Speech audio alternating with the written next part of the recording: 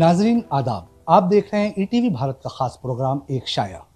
नाजरीन, एक शायर के तहत आज हमारे साथ मौजूद है भोपाल के नौजवान शायर नवीद मलिक साहब। आइए नवीद मलिक साहब से उनके शायरी के, उनके अदबी सफ़र के बारे में जानते हैं। जी नवीद साहब, अगर हम बात करें आपके अदबी सफ़र के, आपकी शायरी की, कब से शुरू की और कहाँ से ये शौक़ पैदा हुआ? देखिए, ये शौक़ जो है ये मेरे घर का शायराना अदबी माहौल रहा, इसलिए बचपन से मैं इन्हें शायरी को देखा और समझा। मुशायरे, नशिस्तें वगैरह होती रहती थी, जब मैं देखता था फिर धीरे धीरे ये शौक़ परवान चढ़ता रहा। और जब मैं शऊर की मंजिलें तय करके ज़रा अपने आप को इस एहसास के साथ कि हाँ मैं कुछ कह सकता हूँ, ये एहसास जब मेरे में मुस्तकम हुआ तो मैंने शेर कहना शुरू किया। ये तकरीबन 1991-92 की बात है कि मैंने शायरी शुरू की, लेकिन मैं किताबी तौर पर या ये कि एक मश्क सुखन के लिहाज से ही शायरी करता रहा। 1995 में मैंने बाकायदा शायरी में अपने पहला कदम रखा और अपने उस्ताद जो थे हज़रत मरहूम इशरत कादरी साहब के सानू तलम्मस उनके सामने तय किया और फिर मैं मुशायरों में मैंने शिरकत की। तो 1995 जो है ये मेरे लिए एक तारीख़ी बात है कि तारीख़ के दस्तावेज़ी सूरत में मैं शायरी में मेरी एंट्री 1995 में हुई। जी नवीद साहब, शायरी करना तो एक बात है कि एक तो शहर गज़ल कहा जाता है भोपाल, और इसे यहाँ शायरी नहीं की तो उर्दू से जुड़े लोगों ने तो कोई उसका मतलब नहीं है कि उर्दू से आती है। लेकिन अगर शायर को तभी मुकम्मल तस्लीम किया जाता है जब वो मुशायरे पढ़ता है। तो मैं जानना चाहूँगा आपका पहला मुशायरा और उसके बाद कौमी या आलमी क्या मुशायरे आपने तय किए अब तक के, बताइए। देखिए, दरअसल बात यह है कि शायरी तो जो भोपाल और शेर गज़ल के हवाले से है, उसमें अगर आप देखेंगे तो बहुत अच्छे अच्छे शायर भोपाल में गुज़रे और दुनिया के उर्दू अदब के नक्शे पर उन्होंने अपने नाम जो है लाफानी कर दिए हैं।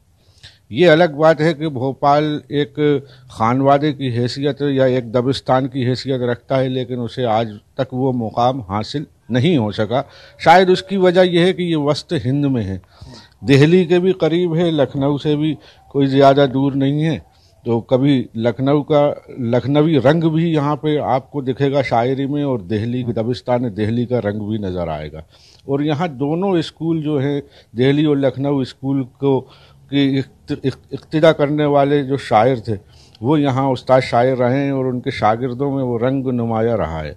यहाँ ये बात ख़ास तौर पे है कि मुशायरे जो हैं उनमें जो शायर शामिल होते हैं उनकी कोई सनद जब तक हम नहीं मानते, जब तक कि वो अपने मैदानी तौर पर फील्डों में उतर कर अपने आप को ये साबित ना करें कि हाँ ये शायर हैं।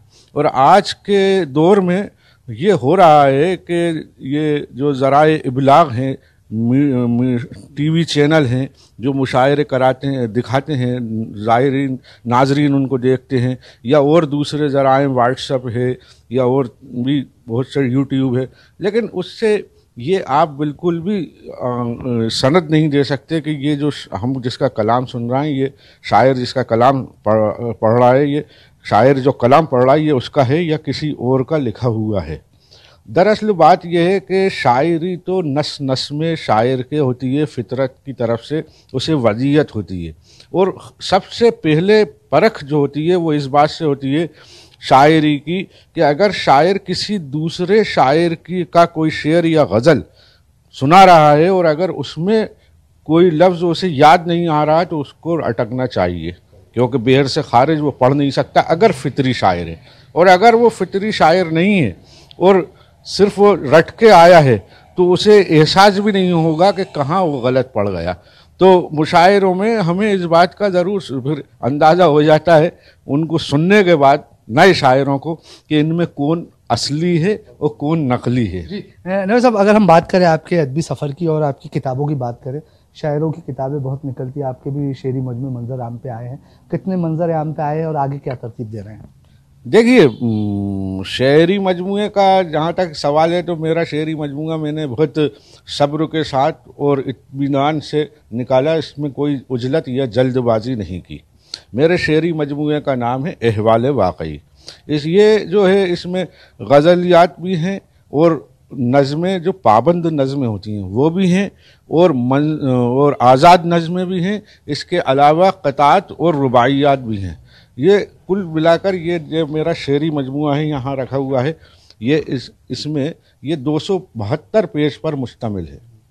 आम तौर पर जो शोरा है जो मजमूआ निकालते हैं वो 110 पेज या 150-44 पेज का होता है, लेकिन ये आप इससे अंदाज़ा कर सकते हैं कि मेरा ये मजमूआ मेरे अदबी खिदमात या जो मैंने कुछ मेहनत थोड़ी बहुत की है उसके बाद बड़े इत्मीनान से देखने के बाद मैंने ये निकाला है।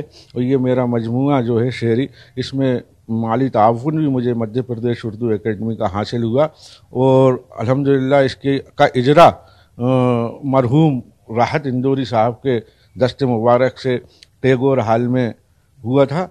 और अब इंशाअल्लाह ताला मेरी दूसरी किताब आने वाली है। अभी मैंने नाम उसका तय कर लिया है लेकिन बताना मुनासिब नहीं है। इंशाअल्लाह जब आप देखेंगे तो खुश होंगे। एक किताब मेरी रुबाई पर आने वाली है और एक किताब मेरी गज़लियात की शाया होने वाली है बहुत जल्द इंशाअल्लाह। जी नाज़रीन, हम आपको यहाँ पे बताते चले कि नवीद मलिक साहब जितने अच्छे इंसान हैं उतने ही अच्छे शायर हैं। इनकी शायरी में इतनी मिठास है और इतनी सलीके की शायरी करते हैं। आइए हम उनसे उनका कलाम सुनते हैं और आपको उनका कलाम सुनाते हैं। जी शुक्रिया, ये आपकी मोहब्बतें हैं कमर गोश साहब। मैं ETV भारत का शुक्रिया अदा करता हूँ कि उसने मुझे ये मौका फ़राहम दिया। एक ताज़ा गज़ल आपको पेश खिदमत है। मतलब देखें कि उसने पहले तो मुझे हिज्र के बिस्तर में रखा, उसने पहले तो मुझे हिज्र के बिस्तर में रखा, रेत का लम्स फिर आँखों के मुक़द्दर में रखा, रेत का लम्स फिर आँखों के मुक़द्दर में रखा। और शेर देखें कि उसने मिट्टी तो मेरी कौसे कुज़ा से गूंधी, उसने मिट्टी तो मेरी कौसे कुज़ा से गूंधी, जर्द मौसम मगर एहसास के पेकर में रखा, जर्द मौसम मगर एहसास के पेकर में रखा। और शेर देखें कि मेरे आते ही बदल जाते हैं सारे मंज़र, मेरे आते ही बदल जाते हैं सारे मंज़र, इसलिए उसने मुझे आखिरी मंज़र में रखा, इसलिए उसने मुझे आखिरी मंज़र में रखा। और शेर देखें कि जीत जाने के हुनर मैंने सिखाए उसको, उसने फिर भी मुझे हारे हुए लश्कर में रखा, उसने फिर भी मुझे हारे हुए लश्कर में रखा। और ये शेर भी मुलाहिज़ा हो कि इस हवाले से मुअज़्ज़ज़ हूँ कि रब ने मुझको, इस हवाले से मुअज़्ज़ज़ हूँ कि रब ने मुझको खैर उम्मत में रखा, शाफ़िए महशर में रखा, खैर उम्मत में रखा, शाफ़िए महशर में रखा। और शेर देखें कि खौफ यकसां हो तो डर दिल से निकल जाता है, खौफ यकसां हो तो डर दिल से निकल जाता है। उसने हर रोज़ मुझे एक नए डर में रखा, उसने हर रोज़ मुझे एक नए डर में रखा। और आखिरी शेर है कि अपने हिस्से की मैं दुनिया कभी मांगू न नवेद, अपने हिस्से की मैं दुनिया कभी मांगू न नवेद, शाह ने यूं मुझे फहरिस्त कलंदर में रखा, शाह ने यूं मुझे फहरिस्त कलंदर में रखा। उसने पहले तो मुझे हिज्र के बिस्तर में रखा, रेत का लम्स फिर आँखों के मुक़द्दर में रखा। शुक्रिया बहुत। नाज़रीन, जैसा कि आपने सुना कि उसने पहले तो मुझे हिज्र के बिस्तर में रखा, रेत का लम्स फिर आँखों के मुक़द्दर में रखा। ये थे भोपाल के नौजवान शायर नवीद मलिक साहब। हम ऐसे ही भोपाल के शोहरा और मध्य प्रदेश के शोहरा से आपकी मुलाकात कराते रहेंगे। तब तक के लिए कमर गौस को दीजिए इजाज़त। आदाब।